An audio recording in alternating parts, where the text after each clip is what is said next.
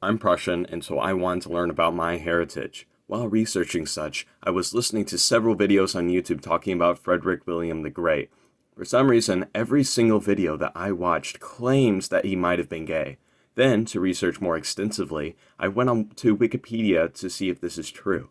During all of the videos of Wikipedia, their reasoning for why Frederick William the Great being homosexual is some of the dumbest stuff I've ever heard. The reason why I am making a video about this is because I'm upset that modern, politically driven, air quotes, experts are misrepresenting my heritage to satisfy their silly worldview, and I shall not stand for it. Therefore, I am going through Wikipedia's reasoning for why he is homosexual, and I'm going to see if Wikipedia editors care more about their political worldview or actual history. It is almost certain that Prussian King Frederick the Great, 1712 to 1786, was primarily homosexual, and that his sexual orientation was central to his life. However, the nature of his actual relationships remains speculative. Almost certain means that it wasn't certain. The creators of this article have already admitted that the plausibility of Frederick the Great's preference of romantic attraction towards men is uncertain at best. Though he had an arranged marriage, Frederick produced no children and was succeeded by his nephew. His favored courtiers were exclusively male. None of that has anything to do with sexual orientation. Not producing children, being in an arranged marriage, and preferring male courtiers doesn't make or hint someone as being gay. If you don't know what courtiers are, they are monarchies' intellectual assistants that attend the court of a sovereign. They usually offer advice. And his art collection celebrated homoeroticism. No source is cited to support such a claim. I tried to research on the internet for if Frederick William the Great had any homosexually erotic art collections, and I found nothing that mentions this. This claim seems to be a fabricated lie.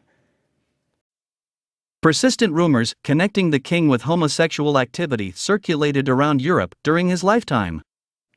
Once again, no evidence for this claim is listed. However, I am sure that this Wikipedia article will later elaborate on such a broad claim.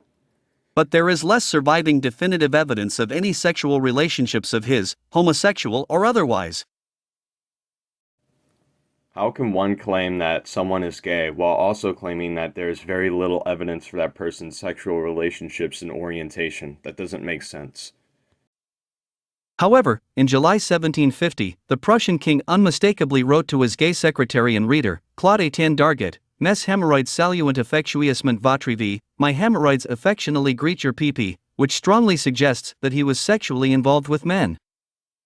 I seriously doubt that such a reputable king would communicate in such a vulgar and degenerate way with other officials. After finding the PDF that this quote sources, it seems that the PDF source is a book made by a progressive German philosopher on that name. The book/essay in question is called this. After researching that person, it becomes very obvious that she is a heavily biased philosopher that leans towards the progressive end of the political spectrum. It's extremely unreasonable to believe that a quote from an extraordinarily biased philosopher's essay is in any way evidence for a historical conclusion. I also researched on the internet for the existence of any letter written in July 1750 from Fred the Great to Darget, and I found zero records of any letters being written from Fred to Darget that involved that quote or any similar wording of it. I strongly doubt the legitimacy of that quote. Furthermore, at an advanced age, the king advised his nephew in a written document against passive anal intercourse, which from his own experience was not very pleasant. Even if that claim is true, which it is not, Fred claiming that the predominant method of homosexual explicit interaction, anal, as undesirable, means that it would be very unlikely for him to do such again. That would be counter-evidence against the previous statement of that statement. If Fred the Great wanted homosexual intercourse, then why would he both claim it as undesirable and advise his nephew against doing that? That makes no sense. That claim also has a source. Pause it if you'd like to read it.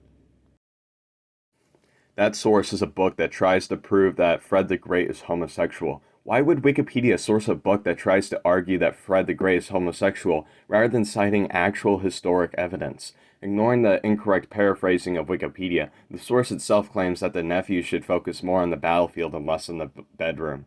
Greek pleasure does not mean homosexuality. Nothing suggests that Greek pleasure refers to homosexuality. It could be various things, such as how romantic Greek literature or culture was. Even if Greek pleasure was referring to homosexuality, Fred the Great claimed that Greek pleasure had little appeal. That means that he finds homosexuality to have little appeal. Why would a homosexual not be interested in homosexuality and tell others to not be homosexual? Wikipedia is very contradictory and illogical with its reasoning for why it thinks Frederick William the Great could have been gay. That he actually did desire men is also clear from statements by his famous contemporaries, Voltaire and Giacomo Casanova, who personally knew him and his sexual preferences. Not only does the source for that come from the politics section of a biased, left-wing German news source called that, but it also doesn't support that claim. No part of the article claims that there was a romantic relationship between Voltaire and Fred the Great. It only claimed that Voltaire had a lot of respect for his king, Fred the Great. Also, the news article never mentions Giacomo Casanova. The article never claimed that either thought of Frederick the Great as gay. Significantly, Voltaire nicknamed Frederick Luke. When read backwards, it means call, the vulgar French term for anus or butt. You're kidding, right? Not only does this come from the previously mentioned untrustworthy news source, but it also is a really dumb argument. It's difficult for me to believe that whoever wrote this actually thinks that the coincidence that nickname backward is a different word is ridiculous. That's like saying that since God is dog backwards, that God is actually a dog. Words cannot describe how inane and illogical that argument is. According to Wolfgang Bergdorf, various foreign envoys reported on Frederick's unnatural vice. None of them bothered with the idea of influencing the Prussian court's policy by launching a new mistress. Saxony and France, however, repeatedly managed to place good-looking young men near him. Sanssouci was a women-free zone during the Friderican era. That has nothing to do with sexual preference. Frederick himself once shocked a dinner party with a misogynist rant against ghastly women you smell 10 miles around. Being misogynistic doesn't make someone gay. Thinking that some women smell bad doesn't make someone gay.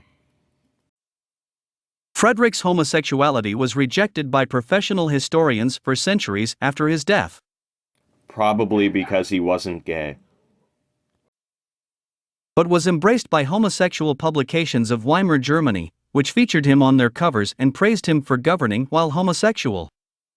A homosexual movement claiming that someone is gay does not make them gay. Also, again, I don't trust biased sources, and the political movement is about as biased as it gets. There's a lot more to this Wikipedia page, but the video is already long enough. I hope you, the viewer, can see how flawed the reasoning for Fred the Great's homosexuality is. He's not gay, and I'm tired of people lying about history. The sources were unreliable due to their bias or lack of citation within the sources. Further investigation of a lot of the claims often exposed that they were based on non-existent sources or no source at all, and the sources that were actually legitimate never said what the Wikipedia authors claims that they said. Europe during that time period was very against homosexuality because of their Christian values, and I am surprised that people would ever think that a Christian king of a Christian nation would ever be gay.